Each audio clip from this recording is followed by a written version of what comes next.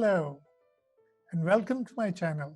This is Dr. Asir Ajmal, clinical psychologist, psychotherapist, hypnotherapist, and much more. Today, I would like to talk to you about another basic assumption of cognitive behavior therapy, and that is that negative influences of the past do not determine us. When I say that, you might think it goes against everything that we've studied in modern psychology. And you may be partially right. Sigmund Freud was the founder of modern psychotherapy, and he believed that the trauma in our early lives create and shape our neuroses. He believed that we are a product of those negative events of the past, be it toilet training, be it abuse, be it punishment, be it any significant negative event. These events determine to a large extent our personality. And notice the word I'm using. I'm saying the negative events of the past don't determine us. The word determine here is key. I'm not saying that the negative events do not influence. I'm not saying that they do not impact us in any way.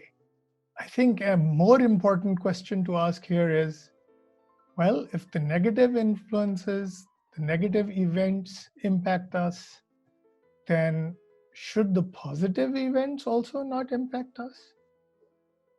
Why is it that we give this preferential treatment to negative events?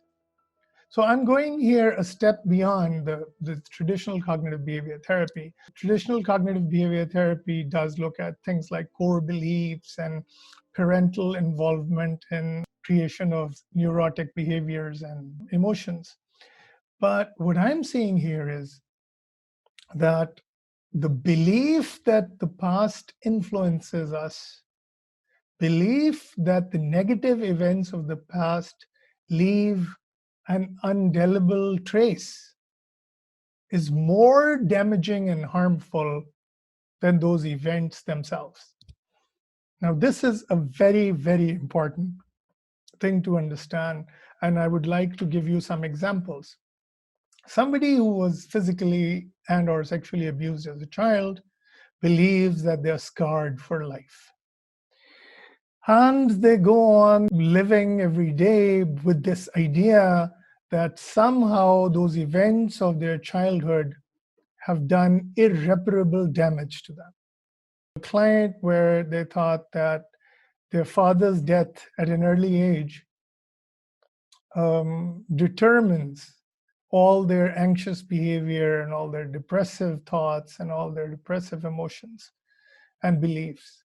So I believe that while modern psychology has done a lot to help people in their neurosis or in their difficulties, it has also done serious damage. And that serious damage is creating the belief that our past somehow damages us in ways that we cannot recover from. Recently, there's been a lot of research on resilience. And what we find is that people are much more resilient than psychoanalysis would have us believe. Before I say anything else, I would like to say that I'm not here saying that psychoanalysis is fundamentally wrong or that I'm even opposed to psychoanalysis. I'm not saying that. In fact, I believe that psychoanalysis has a lot to contribute in restoring mental health to people. All I'm saying here is that placing an overwhelming importance and emphasis on negative past events can hurt us more than the negative events themselves. I'll give you another example. So here is someone who believes that the bad things that happened to them have left an indelible mark on their personality. And they're going to be anxious and depressed forever. I would say hogwash. Why? Because if you look at the lives of great people, forget about ordinary people. If you look at the lives of great people, we find that their lives were full of trauma, and yet they succeeded and achieved great things.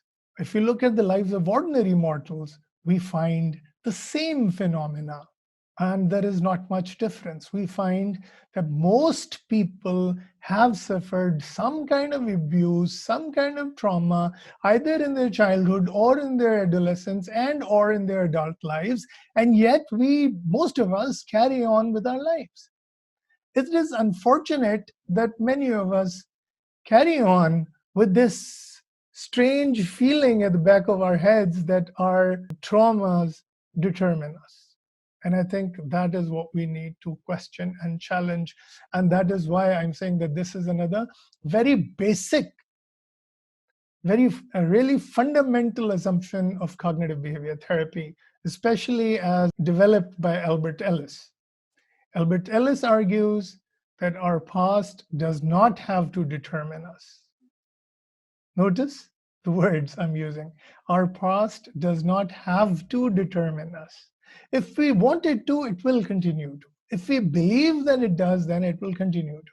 But if we change this belief, if we alter this belief and say that, yes, my destiny is not totally in my hands, there are circumstances and situations and environments that I have to deal with. But to the extent that my destiny can be in my hands, I'm going to use all of my potential. I'm going to realize all of my potential and to try and develop the best person that I can be instead of being haunted by the ghosts of the past. Thank you.